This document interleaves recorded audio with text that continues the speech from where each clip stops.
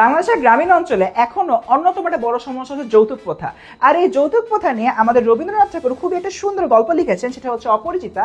আর আজকের এই একটা ভিডিওতে তোমরা অপরিচিতা গল্পের মূল ভাব এবং এখান থেকে সৃজনশীল কিভাবে আসে সেটা খুব শর্ট সময় জেনে যাবা। তাহলে চলো দেরি না করে শুরু করি। আমরা প্রথমেই দেখি অপরিচিতা গল্পের প্রধান প্রধান চরিত্র কারা কারা ছিল। নাম্বার 1 অনুপম, নাম্বার 2 কল্যাণী, নাম্বার 3 শম্ভুনাথ সেন যিনি হচ্ছেন কল্যাণীর বাবা, এবং নাম্বার 4 অনুপমের মামা যিনি আসলে এই গল্পের প্রধান খলনায়ক। এখন দেখা যাচ্ছে যে অনুপমের অন্তঃসার শূন্যতা এই গল্পের অন্যতম প্রধান একটা জায়গা। তার কারণ কি? তার প্রধান কারণ হচ্ছে অনুপম দেখতে একজন সুদর্শন হলেও দেখা যায় যে তার নিজের ভেতরে তেমন কিছুই নাই, নিজের ব্যক্তিত্ব বলতে কিছু নাই, এবং নিজের মতামত বা ওপিনিয়ন রাখার মতো তার সক্ষমতা নাই। অনুপমের মামা যা বলে অনুপম এক্স্যাক্টলি তাই তাই করে। এবং অনুপমের বিয়ের ভাঙার পেছনে প্রধান যে ব্যক্তি ছিল তিনি হচ্ছেন অনুপমের মামা। তারপরের যে পয়েন্ট আমরা দেখতে পাই যে মামার অর্থের অহংকার। একটা ছোট্ট ঘটনা আমরা এই গল্পের মধ্যে দেখি। যখন অনুপমের বিয়ের কথাবার্তা চলছিল এবং অনুপমের হবু শ্বশুর শম্ভুনাথ সেন অনুপমকে দেখতে তার বাড়িতে আসেন, সকল যে রিচুয়ালস আছে রিচুয়ালসের পরে যখন শম্ভুনাথ সেন তার বাড়িতে চলে যাওয়ার জন্য বাসার থেকে নিচে নামেন, অনুপমের বাসার থেকে নিচে নামেন, তখন এই অনুপমের মামা তাকে বিদায় দেওয়ার জন্য নিচ পর্যন্ত আসেন না, কারণ তিনি মনে করেছেন তিনি যেহেতু ধনী তাই তাকে উপরে থাকতে হবে। আর শম্ভুনাথ সেন যিনি মোটামুটি অনুপমদের চেয়ে একটু কম ধনী বা অতটা হচ্ছে বড় লোক না, দেখা যায় যে তাকে কিছুটা হলে কিছু অপমান করে। এক কথায় মামার ভিতরে অর্থের অহংকারটা বিদ্যমান ছিল। মামার ভিতরে আরো একটা বৈশিষ্ট্য বিদ্যমান ছিল, সেটা হচ্ছে তিনি কখনো ঠকতে চান না।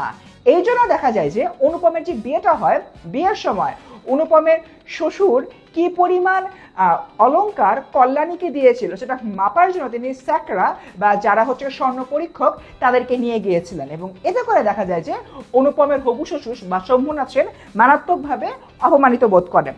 এবং এই জায়গা থেকে আমরা দেখি যে কন্যা দায়গ্রস্ত পিতাকে যে অবজ্ঞা করছে অনুপমের সম্পূর্ণ পরিবার, সেটা বারংবার আসলে উঠে আসছে। যদিও এখানে এই গল্পের মধ্যে আমরা দেখি যে কল্যাণীর যে বয়সটা একটু বেড়ে গিয়েছে, এই জন্য শম্ভুনাথ সেনকে বলা হচ্ছে কন্যা দায়গ্রস্ত পিতা। তাই সবাই আসলে ধরেই নিয়েছে যে এই লোককে যত বেশি অপমান করা যাবে এটা কোনো সমস্যা হবে না। কিন্তু অনুপমের মামার এখানে একটা ছোট্ট মিসক্যালকুলেশন ছিল, সেটা হচ্ছে তিনি শম্ভুনাথ সেনের যে আত্মমর্যাদা রয়েছে এই জায়গায় আসলে একটু বাধা খেয়ে যান। তার কারণ শম্ভুনাথ সেন খুবই আত্মমর্যাদাবান একজন ব্যক্তি ছিলেন, এবং তিনি কখনোই তার মর্যাদাকে বিসর্জন দিয়ে তার কন্যাকে এমন কোনো পরিবারে বিয়ে দিবেন না যেখানে যাওয়ার পরে তার কন্যারও কোনো প্রকার সম্মান থাকবে না। তাই দেখা যায় যে শম্ভুনাথ সেন খুব সুন্দরভাবে সম্পূর্ণ যে বিয়েটা রয়েছে বিয়েটা আসলে ভেঙে দেন। এবং এর পাশাপাশি আমরা দেখি যে কল্যাণীর মধ্যে হলো আত্মমর্যাদার বিষয়টি আসলে ফুটে উঠে।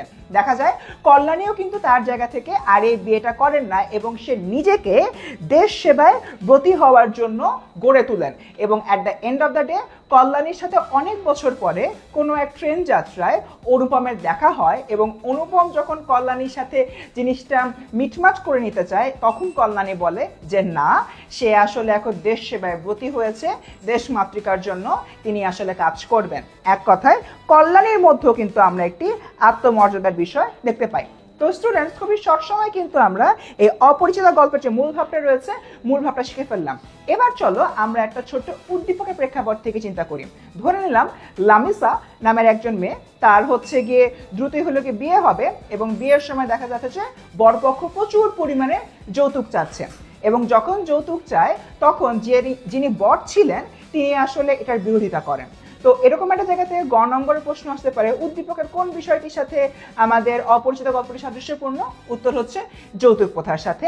এবং ঘ নম্বরে আসতে পারে, উদ্দীপকের যিনি বর ছিলেন তার চরিত্রই যদি অনুপমের চরিত্র হতো তাহলে কল্যাণীর এবং অনুপমের উপসংহারটা অন্যরকম হতে পারত। মন্তব্যটি যথার্থতা বিশ্লেষণ করো। তখন এই জায়গায় বলতে হবে যে হ্যাঁ, অনুপমের মধ্যে যে ব্যক্তিত্বহীনতা ছিল সেটা আমরা উদ্দীপকের বরের মধ্যে দেখতে পাই না। তাই আমরা বলতে পারি এই ব্যক্তিত্ব যদি অনুপমের মাঝে থাকতো তাহলে অনুপমের সাথে যে কল্যাণীর উপসংহারটা সম্পূর্ণ রকমের ভিন্ন হতো। তো স্টুডেন্টস, এরকম একটা জায়গা থেকে আমরা কিন্তু আজকের এই ভিডিওটার মধ্য দিয়ে আমাদের অপরিচিত গল্পের মূল ভাব জেনে ফেললাম, এবং একটা সিকিউ কিভাবে আসবে সেটাও জেনে ফেললাম। ভিডিওটি কেমন লেগেছে জানিয়ে দাও কমেন্ট সেকশনে। পাশাপাশি পরবর্তীতে কোন টপিকের উপরে ভিডিও চাও সেটিও জানিয়ে দাও। অ্যান্ড এই ভিডিওটি ভালো লাগলে এখনই সেভ করে ফেলো।